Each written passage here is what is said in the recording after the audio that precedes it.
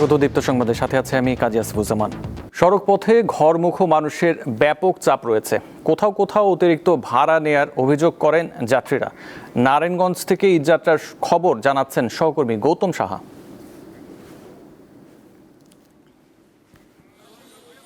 ঘরমুখো মানুষ সকাল থেকে ঢাকা চট্টগ্রাম ঢাকা সিলেট মহাসড়কের কোথাও কোনো এখন পর্যন্ত যানজটের চিত্র দেখা মেলেনি। যান চলাচল স্বাভাবিক দেখা গেছে, তবে মহাসড়কের পাশে অবস্থিত বাস কাউন্টারগুলিতে বেলা বাড়ার সাথে সাথে মানুষের চাপ কিন্তু বাড়তে শুরু করেছেন। এবং সেই সাথে আমরা কথা বলেছিলাম এখানকার যে গন্তব্যগামী যারা যাত্রী রয়েছেন তারা যে বিষয়টি জানাচ্ছেন, তারা নির্ধারিত সময়ে বাস পাচ্ছেন না। তাদের কাঙ্ক্ষিত যে বাসটি রয়েছে সেই সাথে তারা কিন্তু অভিযোগ করছেন অতিরিক্ত ভাড়া আদায়ের যে অভিযোগটি বরাবর তারা করে থাকেন, এবারও তারা সেই অভিযোগটি করছেন। তবে বাস কাউন্টারের যারা স্টাফ রয়েছে তারা যে বিষয়টি জানিয়েছেন একেবারে অস্বীকার করেই বলেছেন যে অতিরিক্ত ভাড়া নেওয়া হচ্ছে না। এবং আমরা তাদের সাথে কথা বলে জানতে চেষ্টা করেছিলাম কি কারণে নির্ধারিত সময়ে বাস আসতে পারছে না, সেই বিষয়টি তারা জানিয়েছেন। ঢাকার স্ট্যান্ডে কয়েকটি পয়েন্টে আটকে আছেন, ধীরগতিতে বাস চলাচল করছেন, সেই কারণে নির্ধারিত সময় তারা যাত্রীদের বাস দিতে পারছেন না। এবং আমরা দেখেছি সকাল থেকেই যাত্রীরা পরিবার পরিজন নিয়ে ব্যাগ নিয়ে বাস কাউন্টারগুলোর সামনে দাঁড়িয়ে আছেন এবং তাদের গন্তব্যে যাওয়ার জন্য চেষ্টা করছেন। এবং আমরা কথা বলেছিলাম হাইওয়ে পুলিশ এবং জেলা পুলিশের সাথে। নারায়ণগঞ্জের মহাসড়কের বিভিন্ন গুরুত্বপূর্ণ পয়েন্টে কিন্তু অতিরিক্ত পুলিশ মোতায়েন করা হয়েছে। যেই সব স্থানে যানজট প্রবণ এলাকা রয়েছে সেখানে কিন্তু অতিরিক্ত ব্যবস্থা গ্রহণ করেছেন বলে জানিয়েছেন হাইওয়ে পুলিশ। সেই সাথে 60টি পয়েন্টে স্থায়ী চেকপোস্ট এবং প্রায় 12টি মোবাইল টিম এবং সেই সাথে কিন্তু অতিরিক্ত ভাড়া আদায় বন্ধে, ফিটনেসবিহীন যানবাহন চলাচল বন্ধে, জনগণের ঈদ যাত্রা নির্বিঘ্ন এবং জাল চলাচল স্বাভাবিক করতে হাইওয়ে পুলিশ নিরাপত্তার সাথে কাজ করছেন বলে আমাদের জানিয়েছেন। এখন পর্যন্ত নারায়ণগঞ্জের মহাসড়কগুলি থেকে যান চলাচল স্বাভাবিক রয়েছে। এই ছিল আসলে আমার কাছে নারায়ণগঞ্জের মহাসড়কের সর্বশেষ পরিস্থিতি। আর একদিন পরই বাংলাদেশে উদযাপিত হবে পবিত্র ঈদুল আজহা।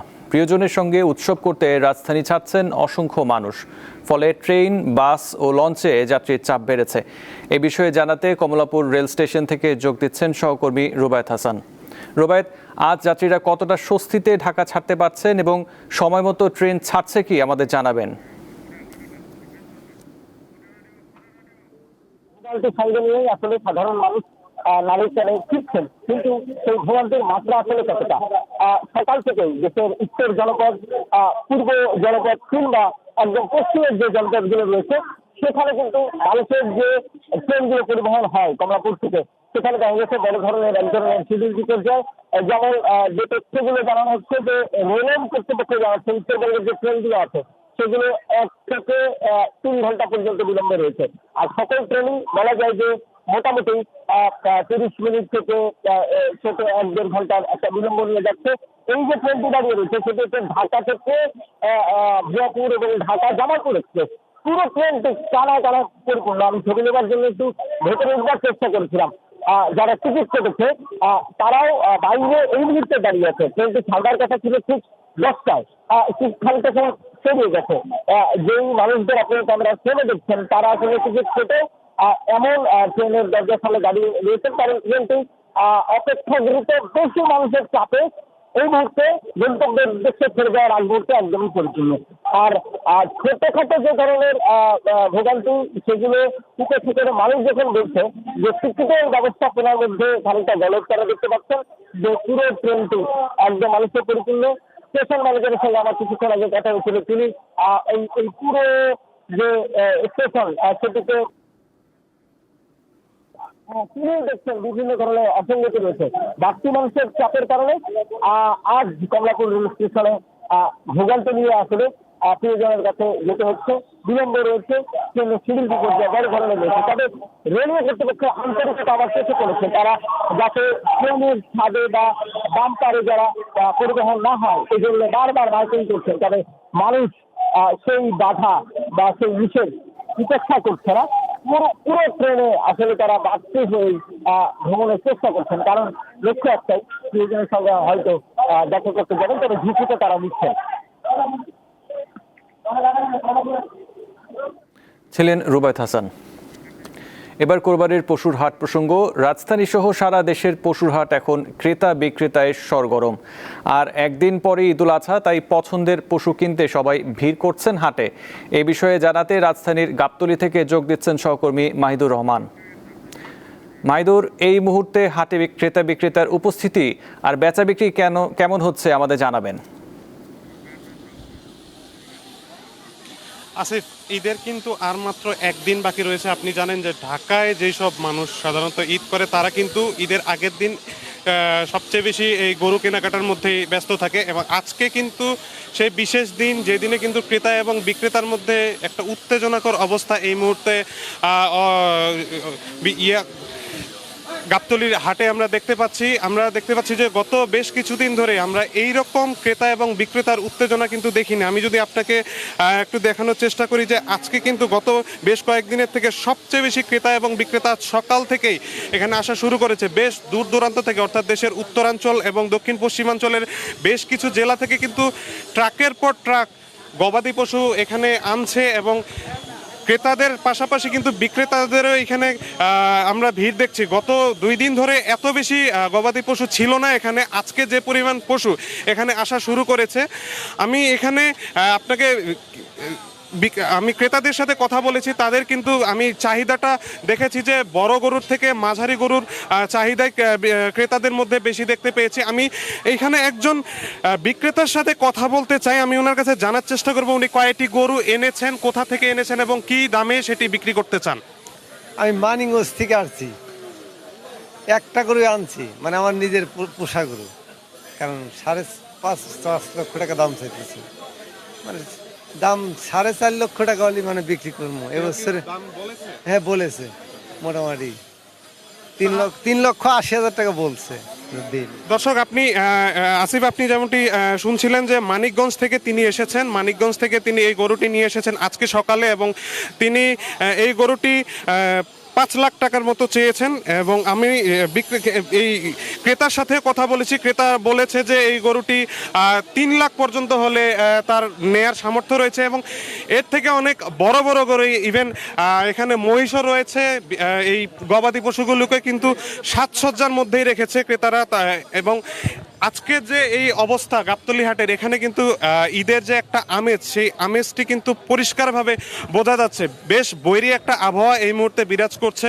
এই বৈরী আবহাওয়ার মধ্যেও কিন্তু সপরিবারে অনেকেই এখানে আসছেন, গরু দরদাম করছেন, কিনছেন। অনেকেই কয়েকদিন ধরেই আসছেন, দরদাম করছেন, এবং এখনো পর্যন্ত কিনেন নাই। তারা চিন্তায় আছেন যে আরেকটু যদি সস্তায় গরু কেনা যায়। আমি এই মুহূর্তে আপনাকে দেখাচ্ছি যে যেখানে সবচেয়ে বেশি মাঝারি গরুগুলি যেখানে রয়েছে, এবং এখানেই কিন্তু ক্রেতা এবং বিক্রেতাদের মধ্যে আমরা বেশি উত্তেজনা দেখতে পাচ্ছি। সেখানে দরদাম হচ্ছে, চলমান রয়েছে সারাদিনেই, আজকে চলবে। তবে ক্রেতা এবং বিক্রেতা উভয় বলছেন যে আজকে এবং কালকে এই 2 দিনের মধ্যেই কিন্তু সবচেয়ে বেশি গরু কেনাবেচা হবে। আমি যদি নিরাপত্তার কথা একটু বলতে চাই, তাহলে কিন্তু এখানে পুলিশ এবং র্যাবের পাশাপাশি প্রায় কয়েক হাজার সিটি কর্পোরেশন থেকে নিযুক্ত স্বেচ্ছাসেবক এখানে নিয়োগ করা হয়েছে শুধুমাত্র এখানকার নিরাপত্তার জন্য। যে কোনো ধরনের নিরাপত্তায় তারা সবসময় রয়েছে। ইভেন আমরা খবর পেয়েছি যে গত 2 দিনে প্রায় 3টি গরু এখানে মারা গিয়েছে, সেই জন্যই কিন্তু এখানে ভেটেরিনারি চিকিৎসকও কিন্তু নিয়োগ করা হয়েছে।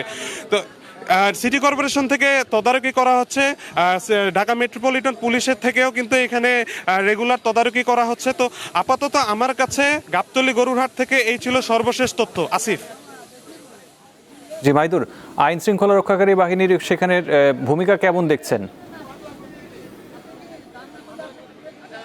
জি, আমরা যদি আইন শৃঙ্খলা রক্ষাকারী বাহিনীর কথা বলি, তাহলে ক্রেতা এবং বিক্রেতা উভয় কিন্তু আমাদেরকে এই বছরের যে শৃঙ্খলার কথা বলেছেন তাতে তারা বেশ সন্তুষ্ট।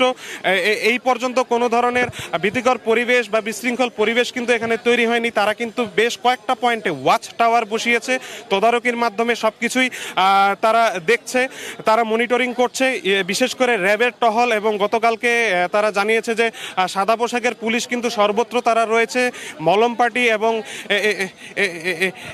নরম মলম পার্টির ইয়ে থেকে তারা কিন্তু সবসময় আছে, এবং নকল টাকা, বিশেষ করে এই নকল টাকার ব্যাপারে কিন্তু এখানে ব্যাংক কর্মকর্তাদের এখানে রাখা হয়েছে এবং তারা মেশিন এখানে স্থাপন করেছে। যাদের যাদের মনে হচ্ছে যে এখানে নকল টাকা আমার চেক করা উচিত, তারা কিন্তু সেই তদারকিতে আছেন এবং এই স্বেচ্ছাসেবকরাই কিন্তু এই ধরনের কাজ করছেন, সর্বদাই এখানে আছে। তো যদি নিরাপত্তার কথা বলা যায় তাহলে তারা বলছেন যে অন্যান্য যে কোনো বছরের থেকে কিন্তু নিরাপত্তার ব্যাপারে এই বছরে তারা সবচেয়ে বেশি নিরাপদে গরু বেচা কেনা করতে পারছেন। জি মাহিদুর রহমান, আপনাকে ধন্যবাদ। শেষ সময়ে জমে উঠেছে মাদারীপুর জেলার পশুর হাটগুলো। ক্রেতা বিক্রেতার পদচারণায় মুখর হয়ে উঠেছে প্রতিটি হাট। দাম নিয়ে ক্রেতাদের রয়েছে মিশ্র প্রতিক্রিয়া।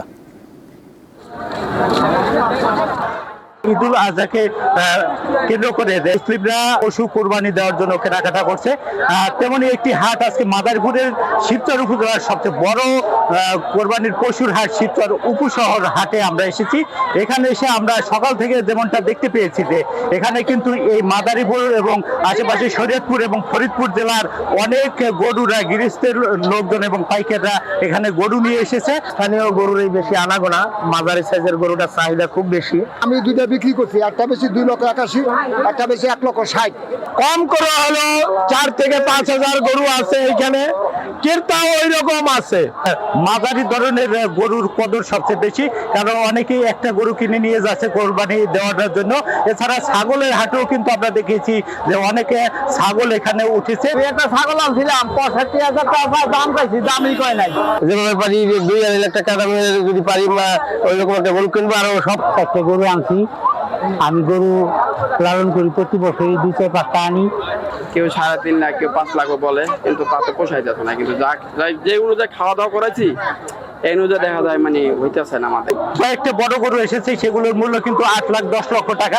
অনেকেই কিন্তু সেটা শেয়ারিং এ কিনতেছে। এছাড়া ছোট গরুগুলো স্থানীয় লোকজন যারা একটু স্বাবলম্বী, তারা একটা করেই কিনছে, এমনটাই আমরা কিন্তু দেখতে পেয়েছি। এই গরুটা প্রায় 2.5 বছর লালন পালন করা হয়েছে, ওর পিছে প্রায় 2-2.5 লক্ষ টাকা খরচ হয়েছে, কিন্তু ওই সব আমরা দাম পাইতেছি না। কোরবানির গরু কেনার জন্য আসছি। কালকে আমরা গরু কিনেছি, আজকে গরুর হাট আসছি ঘুরতে, গরু দেখতে ভালো লাগছে।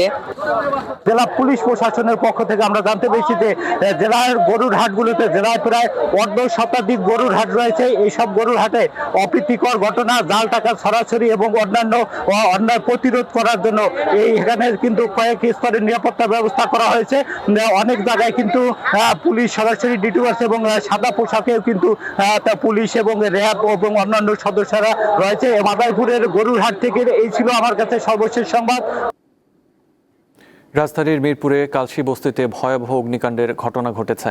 প্রায় 2.5 ঘন্টার চেষ্টায় আগুন নিয়ন্ত্রণে এনেছে ফায়ার সার্ভিসের 15টি ইউনিট। সন্ধ্যা 7:23 আগুন লাগে। খবর পেয়ে প্রথমে 5টি ইউনিট গিয়ে আগুন নেভানোর কাজ শুরু করে। পর্যায়ক্রমে ইউনিট বাড়িয়ে 15টি করা হয়। রাত 9:35 আগুন নিয়ন্ত্রণে আসে। যানজটের কারণে ফায়ার সার্ভিসের গাড়ি পৌঁছাতেও বেগ পেতে হয়েছে। এছাড়া ঘটনাস্থলে পানির সংকটের কারণে সমস্যায় পড়ারও কথা জানায় ফায়ার সার্ভিস।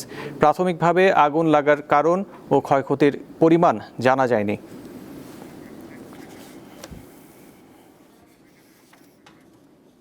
নীলফামারীর সফল নারী উদ্যোক্তা উম্মে তসলিমা আক্তারীর সাফল্যের গল্প বদলে দিচ্ছে অনেক নারীর জীবন। গরুর মাংসের আচার দিয়ে শুরু করে বর্তমানে তসলিমার কারখানায় তৈরি হচ্ছে অন্তত 20 ধরনের আচার। গুণগত মান ঠিক রেখে পেয়েছেন বিএসটিআই এর অনুমোদন। চাকরি ছেড়ে প্রথমে ব্যবসায় ব্যর্থ হন উম্মে তসলিমা আক্তারী, কিন্তু তিনি থেমে যাননি, বরং ঘুরে দাঁড়িয়েছেন। বলছি স্বপ্নের পথে হাঁটা নীলফামারীর এক নারীর গল্প। 2025 সালে তসলিমা গরুর মাংসের আচার তৈরি করেন। পর্যায়ক্রমে জলপাই, চালতা, তেঁতুল, রসুন, টমেটো সহ প্রায় 20 ধরনের আচার তৈরি করেন তিনি। সামাজিক যোগাযোগ মাধ্যমে প্রচারণা শুরুর পর থেকে বাড়তে থাকে চাহিদা। নিজের রান্নাঘরের সীমানা ছাড়িয়ে গড়ে তোলেন আচার কারখানা। এমন কিছু করি যাতে আমরা সমাজের জন্য কিছু ভূমিকা রাখতে পারি, এজন্য আমরা গরুর মাংস নিয়ে কাজ শুরু করি। তো গরুর মাংস থেকে আমরা ওই পরিমাণ প্রফিট জেনারেট করতে পারতেছিলাম না, তখন আমরা গরুর মাংস থেকে তৈরি করি গরুর মাংসের আচার। গরুর মাংসের আচারের চাহিদা ব্যাপক, তখন এই আচারের সাথে রিলেটেড আচারগুলো সবাই চাওয়া শুরু করলো। তখন আমি অন্যান্য আচারগুলো শুরু করলাম। বর্তমানে আমার 20+ আইটেমের আচার সহ মশলা আইটেম আমরা বাজারজাত করতেছি। কারখানায় আচারের পাশাপাশি মশলাও তৈরি করছেন সফল এই উদ্যোক্তা। বর্তমানে তার কারখানায় 25 জন শ্রমিক রয়েছেন। আমি এখানে রাঁধুনির হেল্পার হিসেবে কাজ করি 6 মাস যাবত। আমি এখানে রাঁধুনির কাজ করি গত 1 বছর ধরে। আর এখানে যা বেতন পাই আমার স্বামীর সংসারে উন্নতি হয়। বিসিক কর্মকর্তা জানান, একজন নারীর সাফল্যের সঙ্গে বদলে যাচ্ছে আরো অনেক পরিবার, যা খুবই প্রশংসনীয়। আচার সুস্বাদু হওয়ার কারণে সেটার প্রচার বা সুনাম রয়েছে। আরও অধিকতর প্রচারের জন্য বিসিক থেকে আমরা বিভিন্ন ধরনের উদ্যোগ গ্রহণ করে থাকি। যেমন হচ্ছে বিসিক থেকে আমরা মেলার আয়োজন করে থাকি বিভিন্ন স্থানীয় এবং জাতীয়, এছাড়া আন্তর্জাতিক মেলাও হয়ে থাকে। বিসিক অনলাইন মার্কেট নামে একটা পেজ রয়েছে, যেখান থেকে আমরা সাধারণত বিভিন্ন ধরনের উদ্যোগ, ছোটো বড় উদ্যোক্তা পণ্যগুলো প্রচার করে থাকি।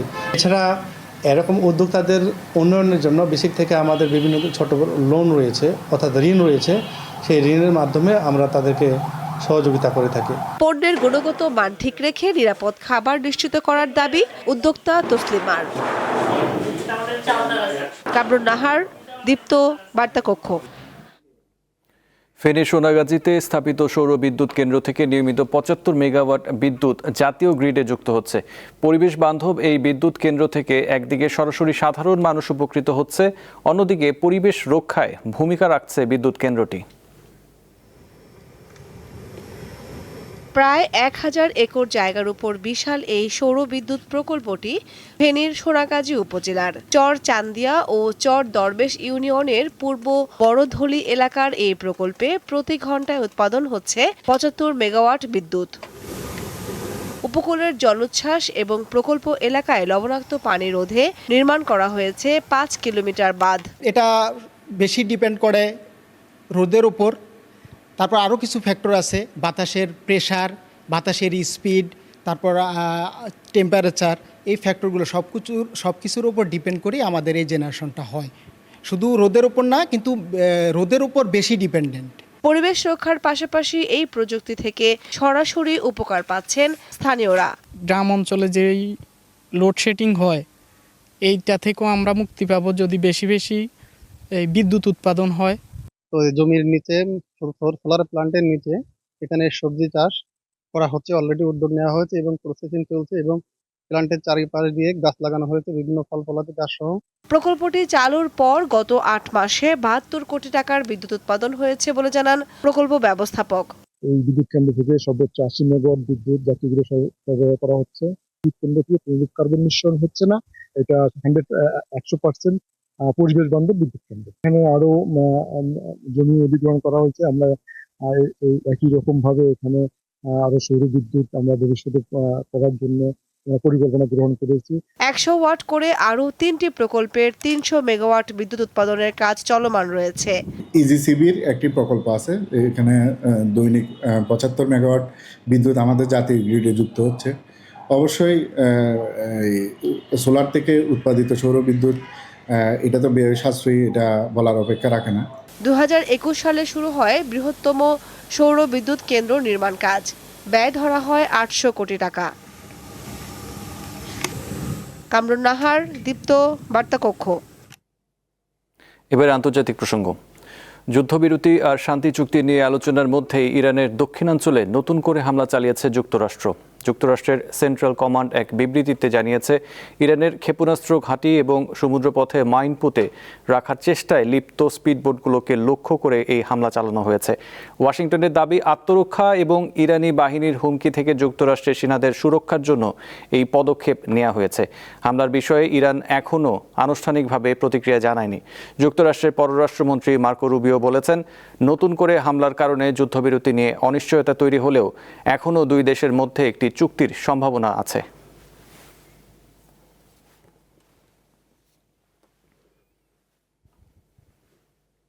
এই ছিল এখনকার মতো। পরবর্তী সংবাদ 12টায় দেখার আমন্ত্রণ রইল। এছাড়াও তথ্য বিনোদনের জন্য চোখ রাখুন দীপ্ত টিভি ডিজিটাল প্ল্যাটফর্মগুলোতে। ধন্যবাদ।